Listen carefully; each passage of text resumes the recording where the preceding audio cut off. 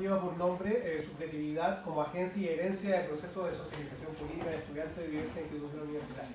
Bueno, esto es lo que hago yo. Todo artículo, generalmente, y por tanto toda investigación, suele trabajar con títulos que tienen alrededor entre 15 y 20 palabras, no más que eso. Ya no se estila, como a lo mejor ustedes más de alguno ha visto alguna vez en alguna búsqueda, colocar estudio experimental de tal cosa. No se hace eso. Ahora se va directo al grano. Y en este caso, el título da cuenta inmediatamente de dos variables. ¿Ya? Si bien esta investigación no es cuantitativa, pero da igual, porque no me voy a meter en la metodología aquí, pero identificamos dos variables inmediatamente, subjetividad y socialización. En el título se identifican inmediatamente dos variables. Está en inglés y está en portugués porque la revista exige que sea así. ¿Usted sabe portugués? No, reconozco que hubo un traductor para ponerme el título en portugués. Porque yo no sé portugués y tengo que ir a Brasil, no sé cómo diablo me voy a mover ahí, pero no lograré. Entonces, vamos a la primera parte. Y esto es lo que ustedes deberían hacer esta semana. Siempre se espera de que el resumen uno lo haga al final. Hay gente que parte con los resúmenes, pero es raro partir con algo que no existe. ¿Cierto? Es como partir pagando de la carrera a tu hijo cuando ni siquiera tenés pareja y ni siquiera eres fértil. Cuando tenéis como 10 años todavía no puedes tener hijos, pero ya empezaste a ahorrar para el futuro de tu hijo, es como raro, como al revés, pero se puede hacer igual. El resumen da cuenta de todo lo que ustedes hicieron. En parte presenta el problema desde la metodología y a veces de la teoría y expone los resultados. Expone la metodología y expone los resultados. Los resúmenes actuales usualmente están rondeando las 200, 300 palabras, no más que eso. En el caso de ustedes tienen una plana para poder hacer un resumen, por lo tanto vamos a hablar de entre 600 y 700 palabras, harto más. Tarea, ¿verdad? Aquí ustedes dirán, ¿cuántas, abuelo, así abuelo pájaro, cuántas palabras hay ahí? Ah, ahí en el resumen no va. Como 150 o así. No. 200 diría. ¿Quién no más? Yo digo 100. Usted dice 100, usted dice 150. Entre 150 y 200 palabras. O menos. ¿Cómo puedo saber cuántas palabras hay ahí? Las voy a contar luego, ¿no? No tiene que. Obviamente. Del el hasta el siglo. Ahí. Y abajo salen las palabras. ¿Siglo cuánto va a ver? Hay ¿Siglo cuánto? 136 palabras. 136 palabras. Las palabras se ven ahí. Sí. Entonces, el texto completo tiene 7.307 palabras, de las cuales he seleccionado solo el resumen, que son 136. O sea, el resumen tiene 135, sin el título resumen. Y tenía un máximo de 200. Pero uno aprende un poco a compensar las cosas. Este texto, en el caso de la revista, me permite 6.000 palabras sin las referencias. Pero sin las referencias. Si yo saco la referencia está como en 5.899, algo así. Entonces, para darle más cabida a lo que yo quiero transmitir, el resumen lo chequeo. Entonces no me ocupé las 300 palabras que me dan, ocupé 136.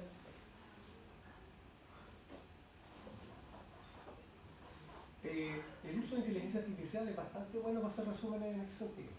El problema es que como son tan acotados, la inteligencia artificial suele ser más errática y se nota más el uso de la... ¿Por qué? Porque utiliza los argumentos lógicos de tal manera que fuerza ideas, pone puntos donde no corresponde y queda como el resumen queda como trabado. Como cuando uno empieza a leer, es como a continuación se presenta la investigación, punto. Esta investigación, y como que empieza a poner muchos puntos entre medio, muchas comas que no corresponden y uno termina notando. Sugerencia, cuando terminen todo el informe, usen un programa de inteligencia artificial, pero solo básense en él. Recuerden que la inteligencia artificial no reemplaza la inteligencia humana, al menos hoy. Así que pueden utilizarlo y resulta bastante cómodo por lo demás. De hecho, vamos a ver un poquito más adelante cómo utilizar algunos prompts sugeridos para hacer algunas cosas en investigación. ¿Por qué no mira para atrás? ¿Utilizó inteligencia artificial? No. Como que ella lo usó al tiro, No. con la mirada. Zona de amor. Solo saben. Anda, mal humor. Me encanta la gente mal humor porque se enojan rápido y uno se ríe fácil. Cuando la gente está enojada y ¿por qué está enojado? Entonces Entonces una palabra, ves la rabia florecer y tu risa también. La base del bullying por norma, porque entre más te enojas, más te molestas. Palabra de un viejo. Primera palabra, primer espacio de forma de estudio. Bien. Perdona, me acordé de una talla y le quiero contar. Ayer estaba con una persona X y me estaba contando que su hija estaba contando que cuando se subió el furgón tenían que ir 10 niñitos y se subieron 9. Y la tía se dio cuenta después en el trayecto que le faltaba uno. Entonces automáticamente yo, en mi mente perversa, le dije, hay que decirle mi pobre angelito. ¿Entendió por qué?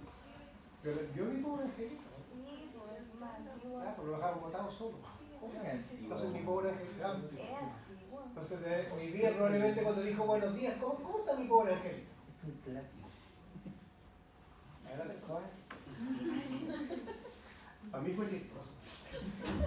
Tengo peores, tengo peores. Se llama el que fue mi papá. Tengo peores. Ay. Bien, palabras clave. Todo informe, todo informe de investigación, todo artículo, y ustedes también se lo pedí, requiere de palabras clave. En este caso ustedes tienen libertad para colocar palabras clave que a ustedes les parezcan correctas con relación al contenido del informe. ¿Ya? Pero hoy también se está creando un modelo de estandarización de conceptos científicos que son usados casi universalmente. Y estos están dentro de un diccionario científico que se le llama tesauro. Hay varios tesauros, está el de la UNESCO, está el tesauro ERIC del europeo, está el tesauro de la Unión Americana, y etc. Y ahí aparecen las palabras que científicamente más se utilizan y más universales representan a cualquier tipo de trabajo. Entonces, si yo le dijera, por ejemplo, vaya al tesauro y busque, usted encontraría a lo mejor subjetividad política. Pero aparte, el tesauro le va a decir, puede utilizar todas estas, y te manda una lista de palabras relacionadas. Y uno elige de ahí. Es como ir a un diccionario y elegir la palabra más correcta. En el caso ustedes no tienen que hacerlo. Si alguien lo quisiera aprender, yo creo que todos van a llegar corriendo a pedirme ayuda en eso. Yo le enseño cómo usar los tesauros y encuentran una palabra que sea universalmente aceptada por las demás. De lo contrario, ponga la palabra que quiera, pero que represente su trabajo. Palabras clave. Las palabras clave sirven para indexar un trabajo de investigación. Por ejemplo, cuando en Google usted pone, qué sé yo, por ejemplo, rumiación, y busca rumiación, el Google lo que hace es buscar a partir de las palabras clave. Va a pescar todas las palabras clave, todas las cosas que hay indexadas en Google y por eso arroja las respuestas. Para eso sirven las palabras clave. Cualquier buscador funciona en base a palabras clave. Ya, el abstract, yo no se los pido en inglés, la revista lo pide, y también el resumen tampoco lo pide porque está en portugués, yo no estoy ni en portugués, en el caso de ustedes. Introducción. Esto es lo que yo me he referido siempre cuando les señalo de que no debe ir separado por subtítulos una problematización. Fíjense que desde la introducción hasta el marco teórico no hay subtítulos, pero está todo debidamente diferenciado. No es mi intención leer lo que hay acá, sin embargo creo que los 3 primeros párrafos son muy gráficos de cómo uno debería ir presentando la información de lo general a lo particular. Voy a leer. Han transcurrido 5 años desde que en Chile se desencadenaron una serie de manifestaciones sociales caracterizadas por la férrea oposición al sistema político y económico y político y la expresión del malestar ciudadano acumulado por décadas. El denominado estallido social dio paso a diversas decisiones políticas en miras a la superación de esta contingencia, resultando en primera instancia la consolidación del Acuerdo por la Paz y la nueva Constitución, asunto que condujo a una serie de convocatorias electorales entre 2020 y 2022, recordadas por el elevado nivel de participación ciudadana y particularmente bueno. ¿Se dan cuenta cómo yo ahí estoy contextualizando el texto? ¿Dónde me estoy parando a presentar esto? El primer párrafo es decidor al momento de entender por qué lo está haciendo y en qué momento lo está haciendo. Entonces aquí yo estoy diciendo que hace 5 años atrás pasó esto. Y fue muy importante. ¿Por qué? A ver, veamos la conversación electoral. ¿Por qué es muy importante ahora recordarlo según ese primer párrafo? Porque es la contextualización y... No, pero en el contenido.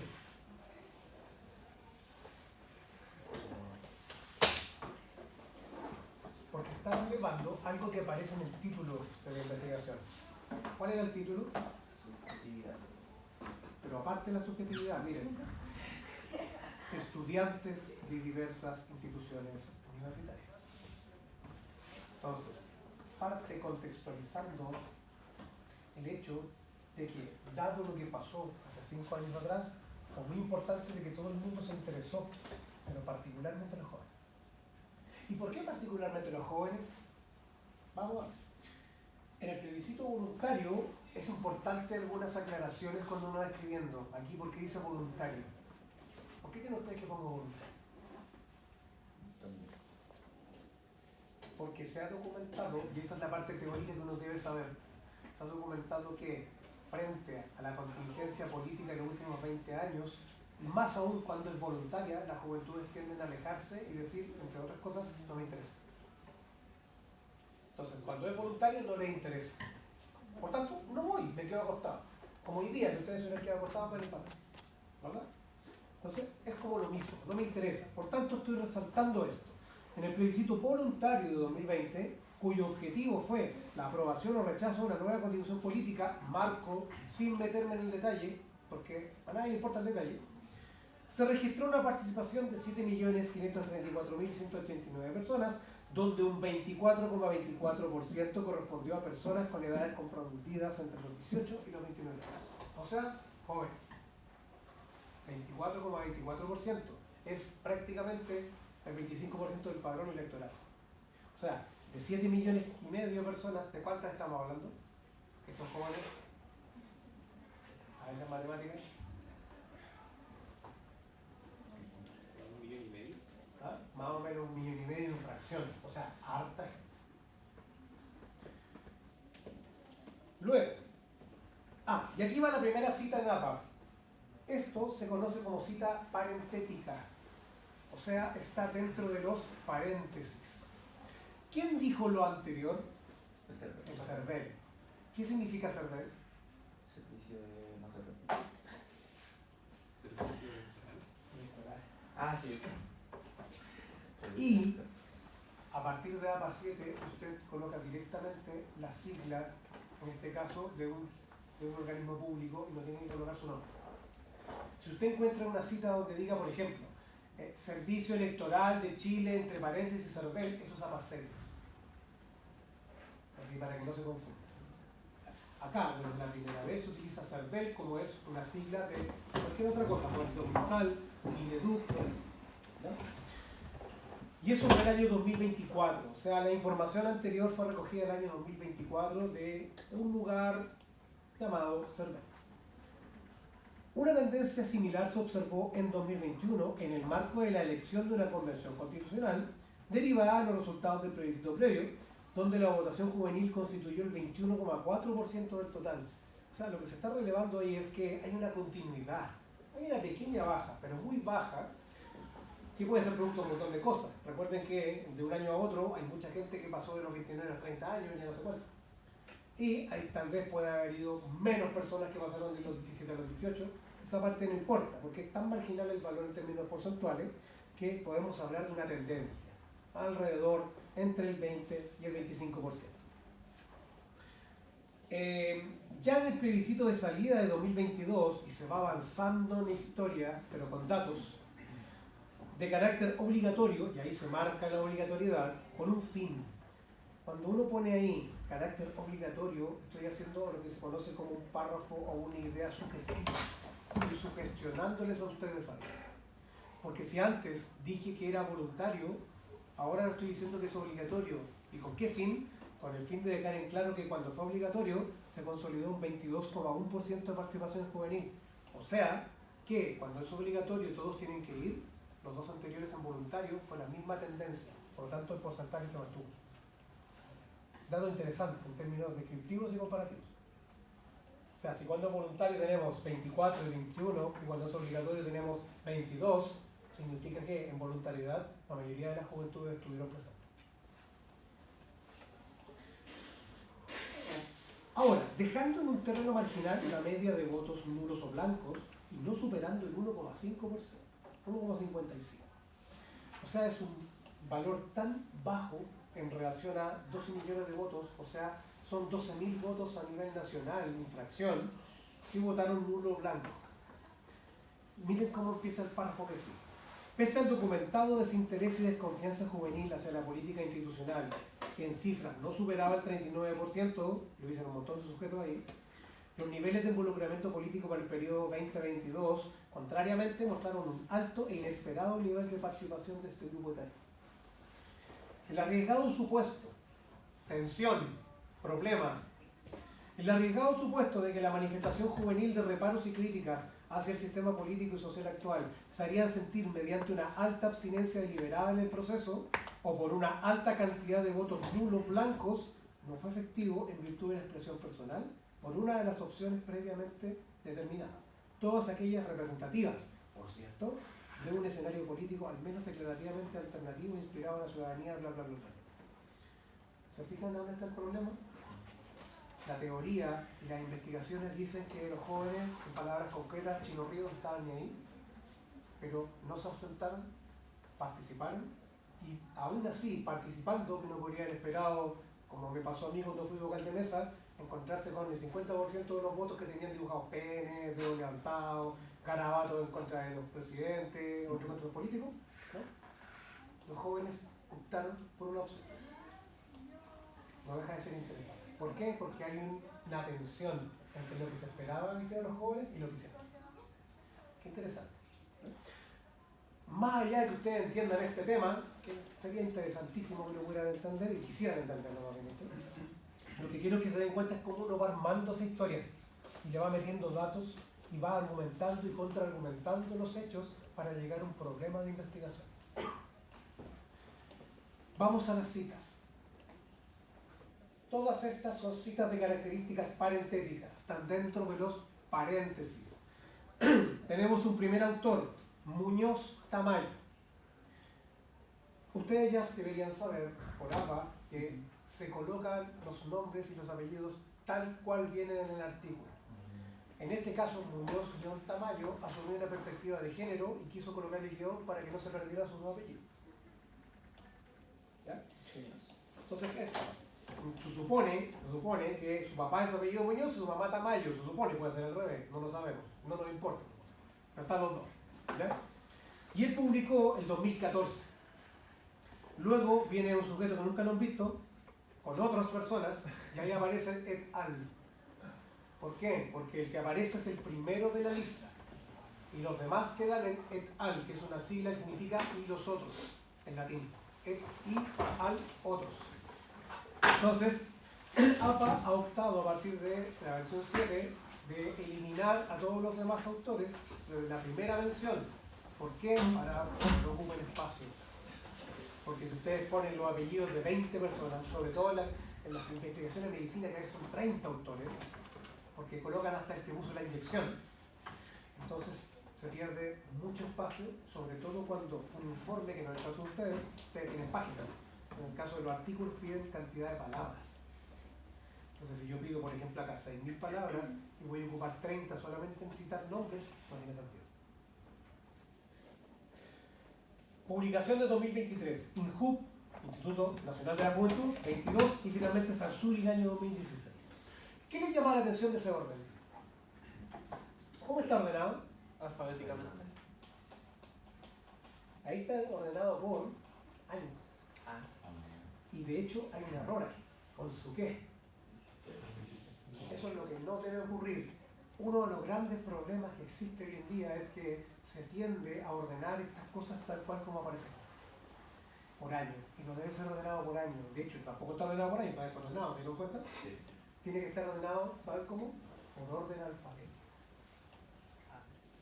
No importa el desorden de años. APA 7, en la última versión, señala que si hay más de un autor que habla de lo mismo, se ordena por orden alfabético. Si se cita el mismo autor o autora 2 veces, con 2 publicaciones de 2 años distintos, ahí se ordena por año. Por ejemplo, Pérez publicó lo mismo el 23 y el 20. Se pone Pérez, 2023, 2020. Ahí sí, porque estamos hablando de la misma persona. Entonces, ¿qué es lo que deberíamos hacer aquí? Saltar. Dar vuelta. Y de hecho deberíamos pasar a este sujeto para adelante. Punto y coma. Separo y acá elimino otro punto y coma. Y de hecho el injusto también lo tengo que pasar para adelante.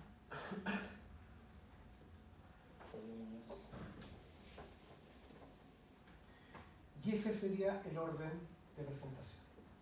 No es orden de importancia, es orden alfabético de presentación de las referencias. De hecho, ahí creo que el más importante de todo, el último, es Sarsuri.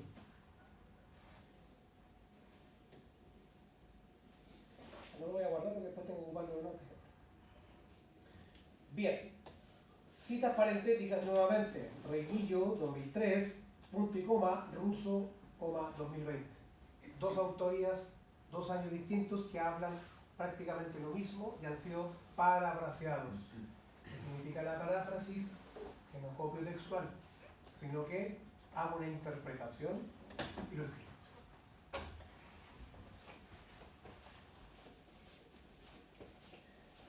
Cita parentética. ¿Cuántos autores hay aquí? 2. ¿Les llama la atención algo? Son 2 de un mismo texto. Entonces, ¿qué nos dice APA? Cuando son 2 autores, se mencionan los 2. Cuando hay 3 o más, se pone et al. Y por otro lado, cuando es una cita de características parentéticas, le estoy diciendo yo, ¿sí? Adentro del paréntesis se coloca el símbolo et, no la I latina.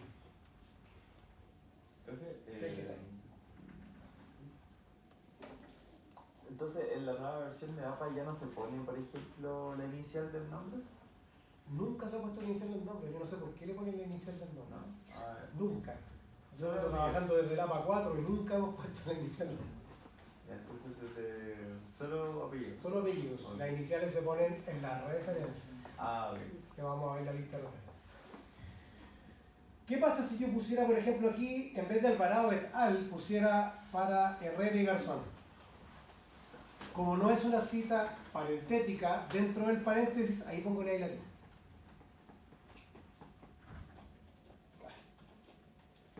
Y sería algo así. O sea, cuando los apellidos están fuera del paréntesis, va con I latina, porque es parte de la escritura. Cuando están fuera, están dentro del paréntesis, fuera del texto, se les coloca el símbolo et. Y eso es ley. Si uno manda un artículo a una revista que es estricta APA y no hace eso, te lo rechazan. Ustedes dirán, ¿por qué son tan cuáticos? Porque los editores no quieren trabajar en esto. Tiene que venir listo. Ellos copian y pegan en la revista cuando lo saben. No van a hacer nada, no te tocan ni un punto. Ahí hay otra cita, Buffet, 2007. Ahí tenemos más citas con et al.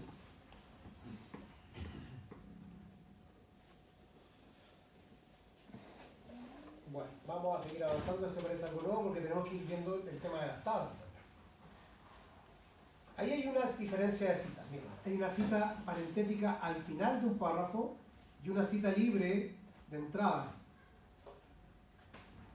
Y ahí el juego uno lo hace según el estilo. Pero en este caso yo termino diciendo organizada dinámicamente en la persona. Eso lo dijo Bombilani en 2012. Sí, para Castoriadis, o sea, resalté de una manera final a una persona que dijo una idea y para no ser repetitivo en la forma de escribir, cambio el estilo. Y en vez de citarlo al final, parto mencionando a la persona. Y eso es un poco juego de estilos. No es algo que uno tenga que tener memorizado. Usted tiene que escribir como mejor le parezca. ¿Ya? Pero estas posibilidades se dan y ABA las permite. Eso es lo que quiero que vean. Cuando yo quiero resaltar un texto en el idioma, lo pongo en cursiva. Solo cuando lo quiero resaltar. O cuando uso un concepto que es resaltable, por ejemplo, algo complicado. Supongamos que hablamos de Michel Foucault y queremos hablar de la subjetivación. concepto clásico de Michel Foucault. Cuando yo digo subjetivación, usualmente lo debería colocar en cursiva, porque es un concepto en sí mismo poderoso, pero complejo. ¿Cuándo más se escribe en cursiva? En norma APA, cuando tengo palabras fuera del idioma en el cual estoy escribiendo. Por ejemplo, si aquí colocara, no sé, porque outsourcing lo tengo que colocar en inglés y por tanto lo tengo que colocar en cursiva. Si yo estuviera escribiendo en inglés y tengo que citar algo en español, no sé, por ejemplo, estuviera diciendo en inglés algo así como los chilenos hablan súper mal, por ejemplo la palabra cachai. Entonces todo lo primero viene normal y cuando pongo el cachai debería venir en cursiva.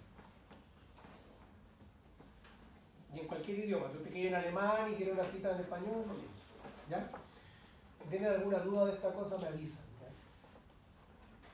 Cita textual. La cita textual se utiliza sí y solo sí cuando la persona que escribe el texto lo ha hecho de tal manera que si usted lo modifica puede cambiar profundamente el significado de lo que quiso decir el otro. Y en este caso yo hice una cita textual de Katia Araujo. ¿Por qué? Van a darse cuenta por qué. Araujo señala a su objetividad política como una actualización deducida de un trayecto o curso de acción.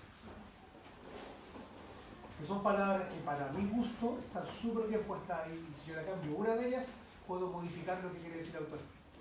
Por lo tanto, ¿qué es lo que dice? La cité textual. ¿Y cómo veo eso? Al igual que en la prueba, en la pregunta 2 creo que era o 3, no me acuerdo ya, de la primera prueba, entre comillas y al final la página de donde salió. Esa cita textual.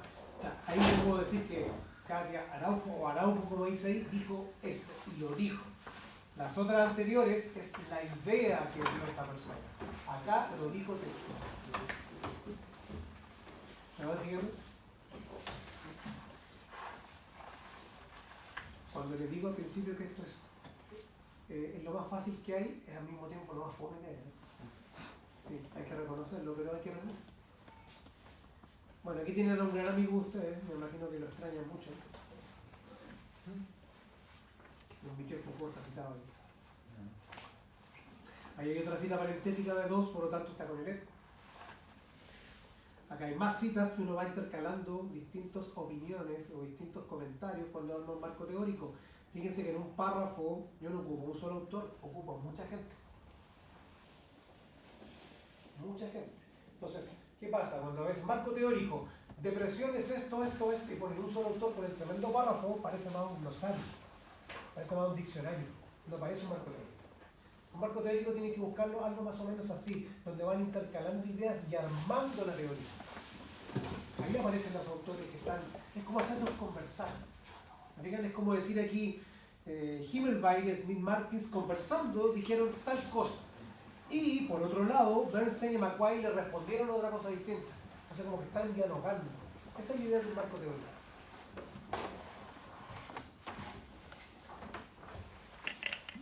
Bien, no voy a entrar en la metodología porque este artículo es cualitativo. Si yo tengo el próximo semestre, quien se quiera arriesgar a seguir conmigo, no más que el artículo completo. Pero me interesa mostrar esto. Primero, pie de página. ¿Saben lo que es un pie de página? Un pie de página es una nota aclaratoria de algo que no reviste mayor importancia en la investigación, pero sí es importante aclararlo. Por ejemplo, acá yo lo coloqué porque dice que guión y consentimiento fueron auditados y aprobados por un comité de ética acreditado. ¿Qué le pasó al mouse? No quiere funcionar. Me dice.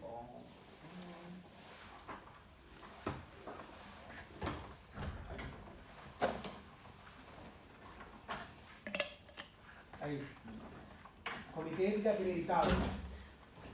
A mí lo que me interesa es destacar de que la investigación se hizo dentro de los márgenes éticos y eso corresponde transmitirlo. Ustedes deberían hacerlo. Sin embargo, cuando pongo acreditado es para darle fortaleza a ese comité de manera de que cuando le dicen usted está dentro de los márgenes éticos, no le digo cualquier persona, le digo un comité de ética que está acreditado. Ahora, la pregunta que viene después, ¿y acreditado por qué ni para qué? Eso ya escapa de mi investigación, eso ya no es parte de la investigación. Por lo tanto, pie de página. ¿Qué pongo en el pie de página? Que el comité fue acreditado por la Superintendencia de Salud Metropolitana en Chile con la resolución tanto en la fecha. Y eso no tiene nada que ver con mi trabajo, pero lo quiero aclarar para que se entienda por qué yo puse acreditado y todo lo que implica detrás. Es una aclaración. Pasa lo mismo acá arriba, cuando yo voy y describo con qué universidades trabajé. Yo aquí trabajé con un modelo propuesto por un sociólogo, perdón, un grupo de sociólogos, pero liderados por Nicolás Flick. Y habla de 5 tipos de universidades y yo trabajé con 3. Primero, A, universidades públicas tradicionales. B, universidades privadas conservadoras, podría ser esta. Y C, universidades privadas orientadas comercialmente. Por ejemplo, la Universidad de la América, por ahí. Hay 2 modelos más que no los trabajé. Y como aparece ahí, fíjense, un pie de página 1. Vamos al pie de página 1 y dice, para otras categorías consultados los autores en la referencia respectiva. O sea, a mí no me interesa en el artículo, por X motivo, señalar cuáles son los otros 2 tipos porque no trabajé con ellos. Si usted lo quiere saber, vaya al artículo y lea. Eso es lo que dice. Estoy aclarando de que hay 2 categorías que yo no utilizo. Para eso tiene que cuidar. Vamos a encontrar más adelante. Párrafo. Independiente de lo que diga, aparece esto. Si yo encuentro algo que dice tabla 1, figura 1, apéndice, me está señalando que el complemento, lo que está señalándose ahí, está en una tabla, o en una figura, o en una apéndice. Ahí dice tabla 1. Si yo leo eso y quiero saber qué diablos es lo que estoy diciendo ahí en concreto, busco en el artículo la tabla, y ahí aparece la tabla. APA 7 señala lo siguiente: la presentación de la tabla se hace de la siguiente forma. Título, tabla 1 en correlativo. Tabla 1 hay una sola, la que sigue la 2, la 3, la 4 y hasta que se acaben todas las tablas. ¿Sí? Se pone el título de tabla 1, 2, 3, etc. en negrita. Luego le doy un enter y abajo el título de la tabla en cursiva. Así es así. Pero tiene que ser de esa manera como lo ven ahí. Así se presenta una tabla. Si usted quiere presentar una figura, se presenta igual, pero en vez de tabla le pone figura. Y las figuras también se indexan. 1, 2, 3, 4, 5 y la manera. Los gráficos para APA 7 son considerados figuras. Por lo tanto, no ponga gráfico. Si usted va a colocar un gráfico de barra, de torta, de lo que sea, figura. Figura 1, figura 2, figura 3, etcétera, etcétera, etcétera. ¿Me siguen hasta acá? Vamos a ocupar Word ahora y muchas de las bondades que tiene. ¿Cómo llegamos a esta tabla que es el formato APA? ¿Qué le llama la atención de esta tabla primero? Está centrada. Ya, está centrada. ¿Qué más? Está dividida a la vez. Está por categoría la descripción y cada uno está centrado. Ya, ok. Y en términos de la estructura de la tabla, ¿qué le llama la atención?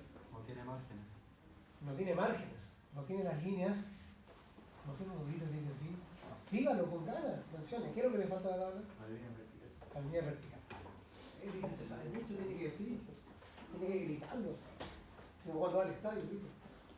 ¿Viste los goles de Chile? Así como uno grita los goles de Chile hoy en día, así que gritan las tablas. Vamos a construir una tabla de cero. ¿Cómo se construye una tabla en Word? Yo creo que esto lo saben hacer, pero el detalle es el que yo quiero que vean. Insertar, tabla. Pueden hacerlo así, o pueden irse acá a insertar tabla y les va a pedir las dimensiones. La vamos a hacer directa. Vamos a hacer una tabla de 7 por 7 por. Ya. Tenemos una tabla de 7 por 5 o 5 por 7. Da igual.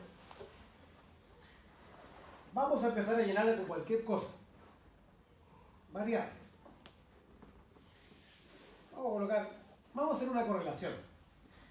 Vamos a colocar primero ansiedad. Todo esto está cambiando de lado acá. Este lado aquí, este de aquí, este de aquí. Vamos a bajar 2, estrés, 3, depresión. La típica dinámica del instrumento DA 21. 4, empatía. Chuta, me faltan 2. ¿Qué hago? Me posiciono ahí, botón derecho, insertar, fila de abajo. Y tengo la fila adicional. Ah, ¿y qué voy a colocar ahí? Cognición. Me falta otra. Agregué otra. Insertar, fila de abajo, y 6 le vamos a poner cualquier cosa. Le pongo emoción. ¿Sabe qué, profe? Es que me equivoqué, no eran 6, faltan 6 más. ¿Tengo que ir una por una? No. Mire, seleccione las 6, insertar, y las de abajo, y le aparecen 6 más. Ya está con la viñeta que tenía. Pasa lo mismo hacia el costado. Las veces que usted estime necesario. No, ya le eliminamos un punto a lo peludo que es armar tabla de napa, porque no es fácil. Tengo que ir una por una, ahora puedo ir en bloques. Voy a ir atrás, control Z atrás. Me equivoqué, atrás. Ah, me equivoqué, no, adelante. Control Y. Control Z atrás, control Y adelante. En APA vamos a hacer ahora una tabla de correlación. Las tablas de correlación en APA señalan que hacia abajo, en términos en las columnas, se colocan los nombres de las variables. Pero en las filas no se vuelven a replicar, sino que se les señala por el número correlativo de presentación de la columna. ¿Qué quiere decir esto? Muy sencillo. Eso. ¿Y qué significa ese 5, profe? Mire aquí, 5, cognición. ¿Y qué significa esa emoción? 6, emoción. ¿Qué esperaríamos aquí? Cualquier correlación que aparezca aquí va a ser 1.0. ¿Por qué? Porque estoy con emoción, con emoción. Entonces, pero en la tabla no voy a colocar 1. En la tabla APA voy a colocar eso. Y sin saber ningún otro dato más, ojo, miren, esto es lo que uno ya aprende con los años. Sin saber ningún otro dato más, yo ya sé que puedo hacer esto automáticamente. Porque ahí están los cruces y le queda una diagonal. Y esa diagonal va a mostrar, digamos, dónde se parten las correlaciones y dónde se duplican. ¿Por qué? Porque los mismos valores que van a encontrarse aquí, arriba, supongamos que en X, en esta parte, estos valores que están aquí son exactamente iguales a los que van a aparecer acá. Profe, entonces la fila donde dice variables hacia el lado es lo mismo que la columna, donde tienen los nombres. Exacto, porque estamos haciendo correlación entre esas variables. Y por supuesto que la correlación de la misma variable con la misma variable es 1, es combinación perfecta. ¿Cierto? Pero no se repite el nombre en la... No se repite por un tema de espacio y por un tema también de cantidad de palabras en sí. En términos estéticos, esto se suele hacer centrado, por lo tanto lo vamos a centrar aquí, pero ojo, también lo vamos a centrar acá. Propiedades de tabla, celda, centro. Y ahí va a quedar centrado. Entonces, si yo por ejemplo quiero ampliar esto, esta no me quedó centrada como yo quería, porque está arriba, centro, y me queda en centro. Y si yo la quiero poner abajo, voy a propiedades de tabla y le pongo abajo. Ah, me equivoqué, la quiero poner arriba. Voy al mismo menú, pero como lo vengo haciendo allá, control Z y vuelvo a la original. Y quiero volver a la tabla a donde estaba, lo vuelvo a hacer. ¿Ya?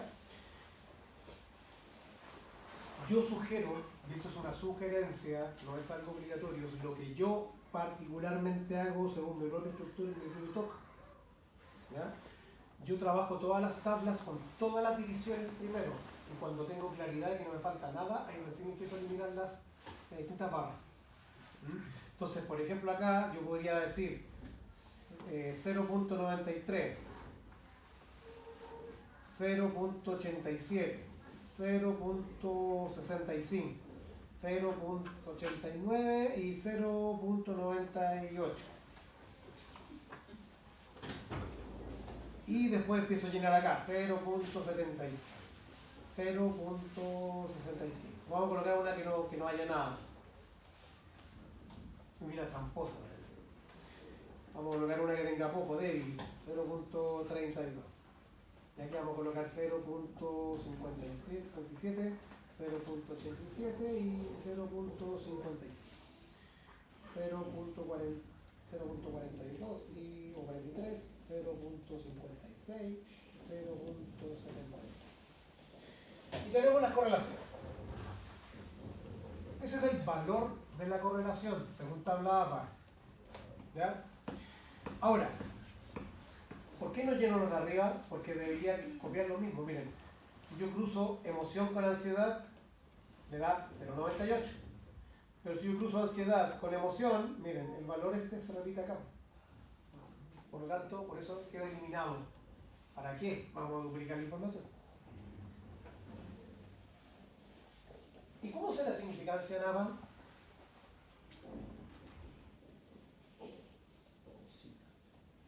Puse un asterisco. Voy a poner otro. Abajo, cursiva, nota. Cierro cursiva, punto. Un asterisco, P, y aquí tengo que ir a insertar, porque lamentablemente no lo puedo hacer con el teclado, símbolo,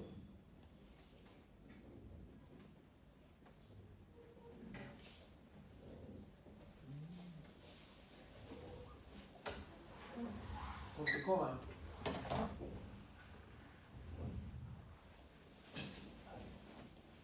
P, insertar símbolo, punto cero. Y podría colocar uno también con 3 si yo quisiera. Podría hacer esto. Y pongo P.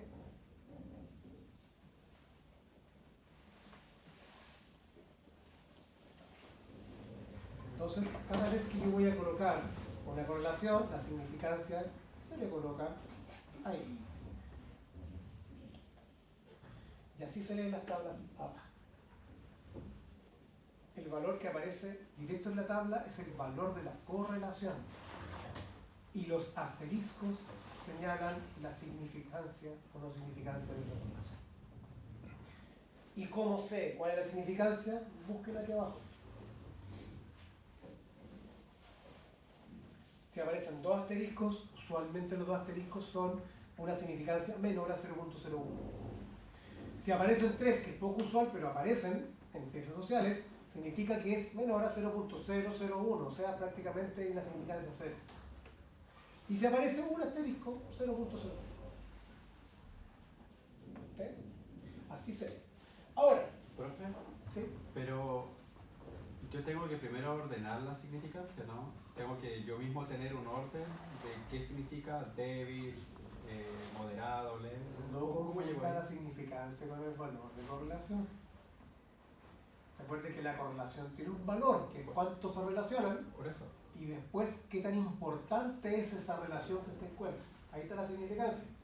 Entonces, estos valores que usted ve aquí son las correlaciones, pero no son la significancia. Acá, 0.93 o 0,93 es la correlación y aparte es significativa con un P menor a 0.01. O sea, ese 0.93 es una excelente correlación. ¿Entienden? Pero yo podría decir que 0.93 es una excelente correlación, sí, pero no es tan significativa. Entonces se puede deber al azar. No hay un control estadístico claro respecto de si 0.93 es 0.93 o se crea algún factor externo que no sabemos cuál es. Entonces, cuando es significativa va a aparecer eso, o va a aparecer otro. Esto no aparece en las tablas de SPSS. En las tablas de SPSS aparece significancia abajo. ¿Han sacado ya correlación SPSS? Ya, se acordarán que en el caso, por ejemplo, de esto aparece la sigla ahí abajo. Entonces les dice 0.54, no sé con dicho. No les va a poner los asteriscos. Salvo la versión del SPSS última, que tenga la versión 28, le da los asteriscos. Ya no se confía. Entonces, ¿qué es lo que queda por hacer en una tabla de correlaciones? Ahora es darle el formato. Y es muy sencillo. Selecciona la tabla. Botón derecho, propiedades de tabla. Tabla. bordes y sombreado. Y en este dibujito que tengo acá, miren lo que voy a hacer. Le voy a eliminar las líneas del lado. Aceptar, aceptar, oh. Pero todavía está mal. ¿Por qué? Porque necesito separar todos los temas, dejar las variables juntas y separar los accesorios. Por tanto, esto yo lo podría volver a refinar de esta forma, que me permite el mouse. Bordes y sombreado, y voy a eliminar las líneas del medio. Y va a quedar. Y ahí se me queda la tabla.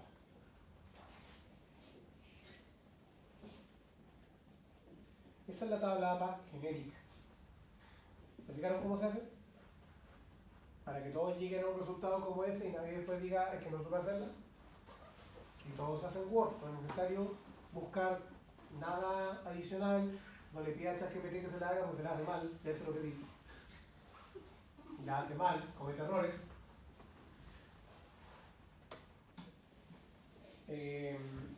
Ahora, voy a mostrarles otro ejemplo.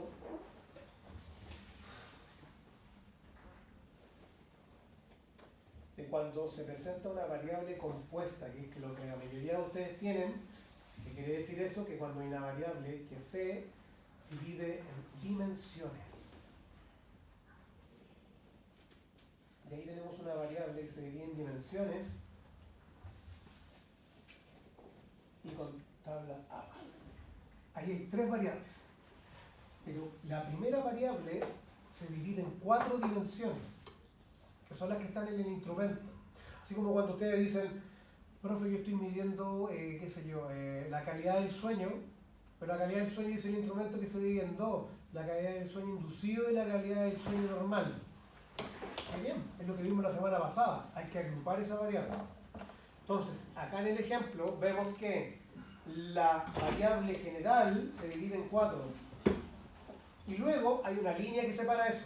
¿Por qué? Porque la diferencia de la variable que sigue. La primera variable se divide en 4, acción, emoción, empatía y asuntos democráticos. La segunda variable habla de participación activa en la universidad o en el sistema de educación superior y el desarrollo del programa de soporte en la carrera. Y la tercera variable se divide en 5 variables chicas también. Entonces quedan separadas las variables en un formato APA. Queda clarísimo cuáles son de la primera, cuáles son de la segunda y cuáles son de la tercera, sin necesidad que a la izquierda se le ponga 1, 2, 3. ¿Bien? Solamente las líneas van delimitando qué es qué. La invitación ahora es a que jueguen con esto. Tienen que hacerlo. Pregunta típica. Y la tabla KS se pone en el informe en los apéndices.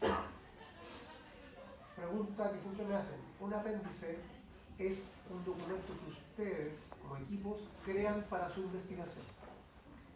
Un anexo es un documento que ustedes no crean, sino que lo incorporan de afuera para su investigación. Ejemplo, apéndice, consentimiento informado. Lo hacen ustedes exclusivo para su investigación. Anexo, el instrumento que utilizaron, porque no lo crearon ustedes, lo extrajeron de otro lugar, lo incorporan. Como que el anexo se lo roban y el apéndice usted lo hace para que se lo roban. ¿Ya? Entonces, las tablas de SPSS brutas, tal cual como salen del SPSS, van a los apéndices respectivos. ¿Y cómo, profe, tengo que entonces dar cuenta de la KS? ¿Cómo tengo que dar cuenta de las comparaciones por Ude Whitney o por Kruskal-Wallis? No lo hace con las tablas, lo hace con una nomenclatura especial que vamos a ver a continuación. Y para esto voy a invocar al invitado de piedra, que todos aman pero al mismo tiempo lo odian. Vamos a esperar que cargue. Que me parece muy chistoso cada vez que aparece esto y dice, ¿en qué puedo ayudarte? Y yo digo, vengan a decirle, ni una cosa, no me vayan nada. Pero si uno le dice eso, se enoja. Se enoja porque te dice así, oh, lamento no haberte ayudado, espero que para la próxima me pueda ayudar.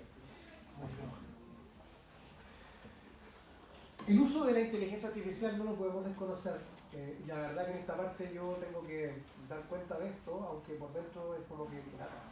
Porque me da lata hacer estas cosas así. Pero sin duda que les puede ayudar bastante.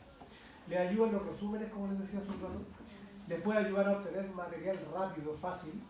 Es un arma de doble filo, porque hasta el año pasado muchos decían, profe, que no nos alcanza el tiempo con tanta pega que hay que hacer. Pero ahora el chat lo hace en 5 minutos y usted se demora en la semana.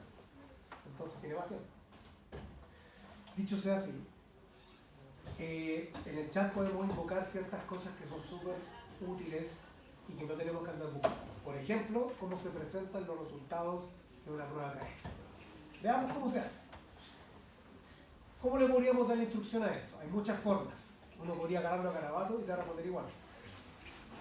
Pero vamos a hacerlo de manera amable. ¿Ya? Vamos a suponer que esta es una persona que no queremos odiar, que queremos amar y todo. Entonces le vamos a decir, por favor. Buenas tardes. No, buenas tardes. Eso es demasiado. Hay que hacerle cariño, pero no. Por favor, necesito que me indiques cómo se reportan los resultados de una prueba KS en formato APA 7.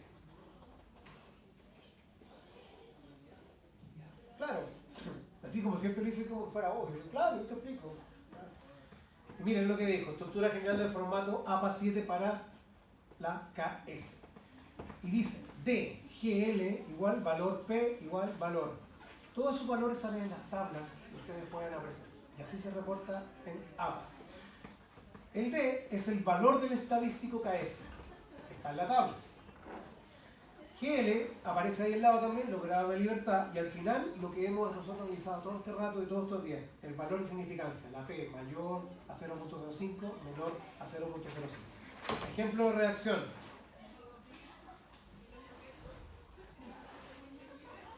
Se fue como demasiado.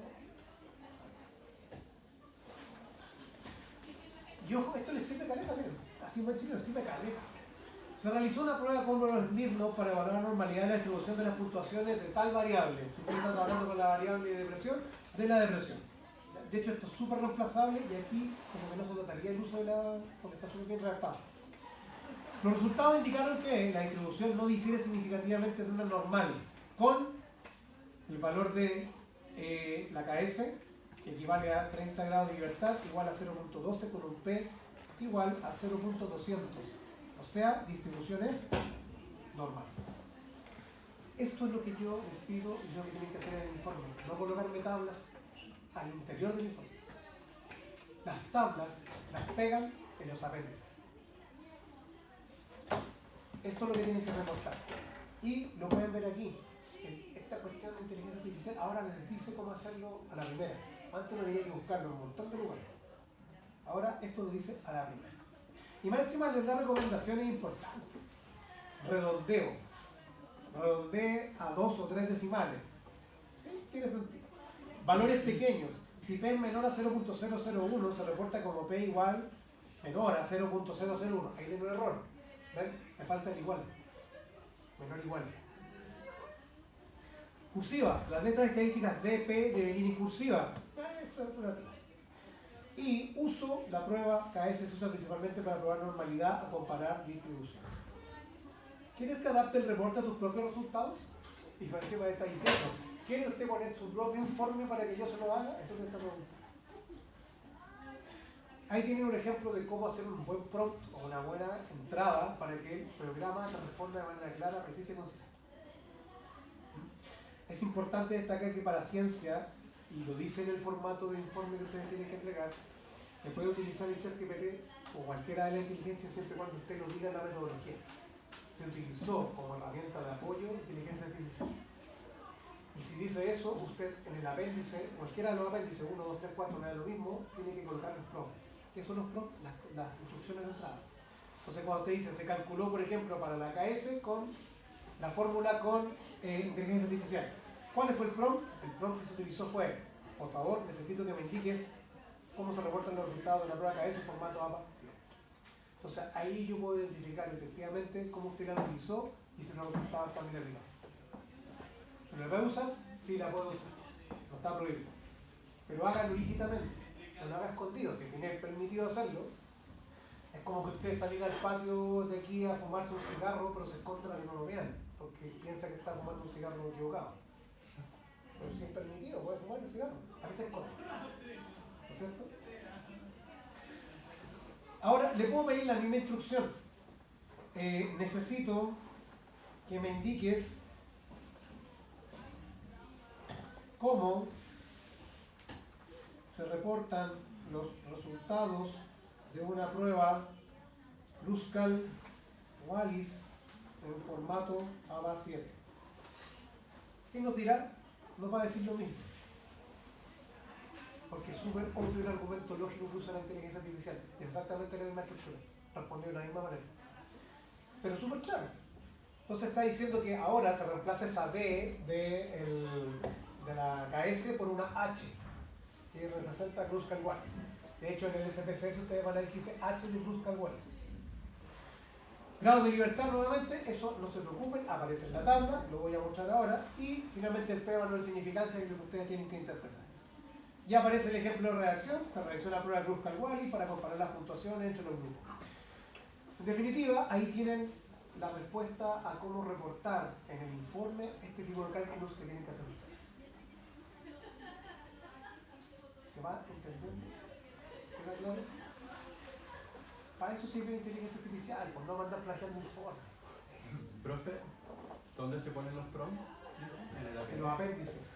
Entonces usted dice, utilizamos inteligencia artificial para hacer cálculos de todos los cálculos comparativos, paréntesis, parentético, apéndice 4. Entonces yo al final del informe voy a buscar el apéndice 4 y voy a ver todos los prompts de entrada que usted puso para saber qué me puso. Y con eso me quedo tranquilo porque, mira, lo usó para esto, está bien. Queda súper claro en el informe que lo usó para esto.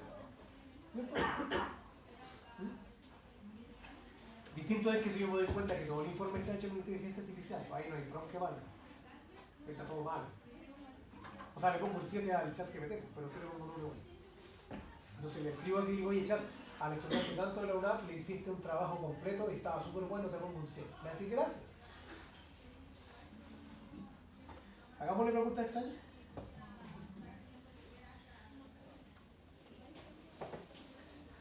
Son buenos estudiantes las personas de psicología de la UNAM segundo año. Yo sé lo que me va a responder, pero que no es que la risa que ha causado ustedes. Buscando en internet. Están vigilados, ¿no? Están siendo vigilados.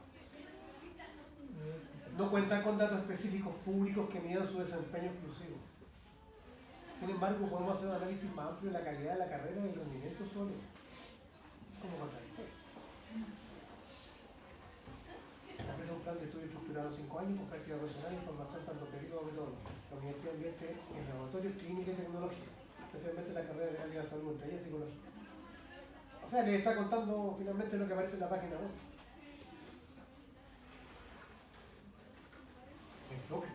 Mediocre. Esta usuaria resalta que el rendimiento personal puede superar la expectativa basada en la institución. Mediocre.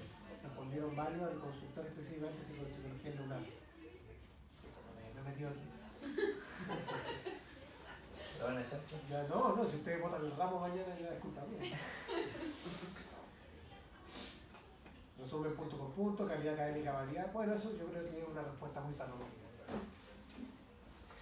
Bueno, uno puede buscar un montón de cosas. Ustedes pueden ver acá en la historial de los chats. Yo, en la medida que he ido viendo presentaciones del grupo y mi propio trabajo, pueden buscar toda la historial. ¿Ya? Por ejemplo, otra vez estuve poniendo a prueba un día de entrevista a unos tesistas. Éramos en un proyecto, entonces ellos me hicieron la mano. Y después veamos qué hizo el chat y metimos la misma instrucción. Y habían preguntas similares y otras que no tenían ninguna relación y eso no lo resulta. Así, eso. ¿Hay alguna pregunta sobre la comunicación de resultados quizás de esta manera? Ok, estas son las conclusiones, esta es la parte final de su informe. Podríamos decir que son las últimas 500 palabras de su informe. No se olviden hacer conclusiones. Gran parte de los problemas de las investigaciones semestrales siempre están en las conclusiones. Muchas veces pegan las tablas al lote, porque lo hacen a última hora, y lo entregan, como si eso fuese el resultado. El problema está que si las tablas vienen mal hechas o incomprensibles, si no hay conclusión, van a perder el 40% del puntaje del trabajo. La carga más profunda siempre está entre el problema, y entre las conclusiones, porque los datos son súper fáciles de sacar cuando se entiende. Así que hagan conclusiones. No me interesa que sean conclusiones perfectas y exhaustivas a la luz de la teoría, porque eso lo van a hacer en otros cursos, lo van a hacer al final de la carrera. Acá me interesa que las conclusiones sean principalmente consistentes con el trabajo que hicieron, porque aquí yo quiero evaluar metodología. El marco teórico es importante, pero si ustedes se equivocan en una coma en lo que dijo Foucault, yo no los voy a sancionar ahí, porque esto no es un curso solamente tú. No por ahí. Ahora, si usted me dice psicoanálisis va a salvar el mundo, claro se lo va a decir. Pero eso es por otro modo. Bien, hagamos primero, para despejarnos un poco. Yo creo que es la primera vez que estamos en la sala que se siente la hija.